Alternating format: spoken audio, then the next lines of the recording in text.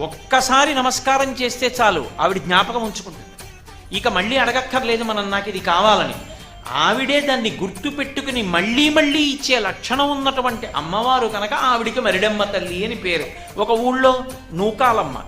నూకాలమ్మ అంటే భూమి మీద నూకలు ఉన్నాయి, ఈ ఊళ్ళో నేనున్నాను, ఈ ఊళ్ళో నేనుండి ప్రతి పూట అన్నం తిని బ్రతకగలుగుతున్నానంటే ఆవిడ అనుగ్రహం. భూమి మీద నూకలు ఉన్నాయిరా వీడికట్ట, ఇక్కడ నాకు నూకలు మిగల్చి ఆయుర్దాయం ఇస్తున్న తల్లి ఈ గ్రామానికి అధిదేవత. అందుకే ఎప్పుడైనా ఊరు విడిచిపెట్టి వెళ్లే ముందు గ్రామదేవతకి చెప్పి వెళ్ళాలి. మనసులో నమస్కారం చేసుకుని పొలిమేర దాటుతున్నప్పుడు, అమ్మ ఏదో ప్రవచనం చేయడానికి ఫలానా ఊరు ఎడుతున్నాను, తల్లి క్షేమంగా తీసుకురా అని చెప్పాలి. మళ్ళీ పొలిమేరకు వచ్చినప్పుడు చెప్పులిప్పి ఓ నమస్కారం చేయాలి. అమ్మ నీ అనుగ్రహంతో మళ్ళీ ఈ ఊరు వచ్చాను, నాకు నూకలు మిగల్చావు తల్లి, నీకు నమస్కారం.